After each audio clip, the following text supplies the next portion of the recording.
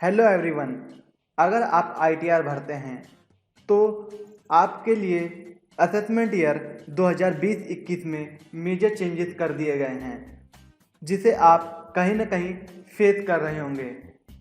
सबसे बड़ा major change किया गया है आईटीआर वी यानी कि एक्नॉलेजमेंट रिसिप्ट में। अगर आपने असेसमेंट ईयर 2020-21 की रिटर्न फाइल की है तो आपको आईटीआर वी कुछ इस तरीके का देखने को मिल सकता है। अगर आपका आईटीआर वी ऐसा दिखाई देता है तो आपको घबराने की ज़रूरत नहीं है।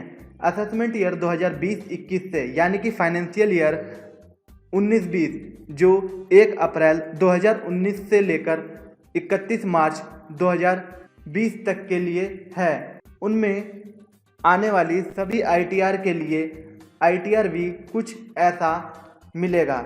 यानी कि अब आपको पहले की तरह आईटीआर वी नहीं मिलेगा जिसमें कंप्यूटेशन ऑफ इनकम यानी कि आपकी टोटल इनकम डिडक्शन, कितनी आपने टैक्स की पेमेंट की है, एक्सेट्रा की डिटेल्स आती थी।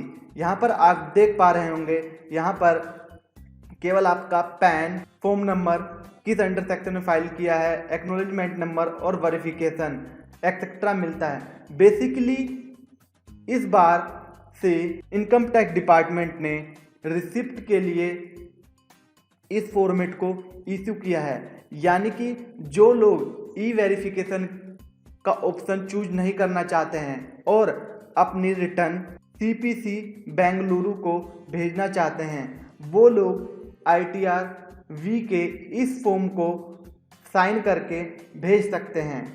अब आपके मन में एक सवाल आ रहा होगा, अगर आईटीआर वी का ये फॉर्मेट होगा तो इसे हम जहाँ पर आईटीआर रिक्वायर्ड होती है वहाँ पर अगर सबमिट करेंगे तो इससे हमारा काम नहीं चल पाएगा। तो ऐसे में अब हम क्या करें? तो ऐसे में आपको डरने की कोई ज़रूरत नहीं है। इनकम टैक्स डिपार्टमेंट ने एक्नॉलेजमेंट के लिए एक अलग से फॉर्म इशू किया है जो कुछ इस तरीके का होगा, जैसा कि आप देख पा रहे हैं। यहाँ पर आपका pan, name, address, status, form number और एक्नॉलेजमेंट नंबर आएगा। ये आईटीआर वेरिफिकेशन होने के बाद आपको इशू होगा, जिसमें आपकी टोटल इनकम की डिटेल्स, क्या आपने टैक्स पे किया है, क्या आपकी डिडक्शंस हैं, और अगर आपने इलेक्ट्रॉनिक मोड से वेरिफिकेशन किया है तो उसकी डिटेल यहाँ पर आ जाएगी। यहाँ पर नीचे आप देखेंगे do not send this acknowledgement to CPC Bengaluru, यानी कि सीपीसी बेंगलुरु को आपको ये एक्नॉलेजमेंट किसी भी स्थिति में नहीं भेजना है।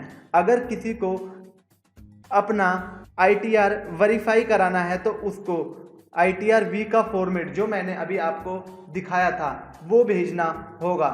अब आप ये समझ पा रहे होंगे कि जहाँ पर आपकी आईटीआर की रिक्वायरमेंट्स होती थी वहाँ पर आप इस एक्नॉलेजमेंट को दे सकते हैं जो फुल्ली वेरीफाइड होगा। अब कई लोगों के मन में ये सवाल भी आ रहा होगा कि ये दोनों फॉर्मेट अलग अलग किस लिए किए गए हैं। इनकम टैक्स डिपार्टमेंट ने कई जगह ये ऑब्जर्व किया कि लोग ई फाइलिंग पोर्टल पर आईटीआर भर देते थे और उसको ई वेरीफाई या वेरिफिकेशन के लिए नहीं भेजते थे, और उस एक्नॉलेजमेंट की कॉपी कई जगह पर जहां पर उनको आईटीआर की ज़रूरत होती थी लगा दी जाती थी, जिससे ज़्यादातर आईटीआर बिना वेरीफाई हुए यानी कि बिना प्रोसेस हुए ही रह जाती थी। ये एक बहुत बड़ा लूप होल था, जिस लूप होल को इनकम टैक्स डिपार्टमेंट ने असेसमेंट ईयर 2020-21 से ख़त्म कर दिया है। यानी कि अगर आप आईटीआर भरते हैं तो सबसे पहले आपको आईटीआर वी रिसीव होगी और उसके बाद आपको उसका एक्नॉलेजमेंट और वेरिफिकेशन के बाद आपको एक्नॉलेजमेंट रिसिप्ट होगा। आपको मेरे द्वारा दी गई जानकारी कैसी लगी? अगर अभी तक आपने हमारा वीडियो लाइक नहीं किया है तो उसे तुरंत लाइक कर दीजिए। इस वीडियो को अपने फ्रेंड्स और रिलेटिव के साथ जरूर शेयर कीजिए, जिससे वो लोग इस साल की आईटीआर में कंफ्यूजन में ना पड़ें कि ये हमारे पास आईटीआर का कैसा फॉर्म आ गया है। अगर आपका इस रिगार्डिंग कोई क्वेरी या सजेशन है तो नीचे कमेंट बॉक्स में मुझे ज़रूर लिखिए। थैंक्स।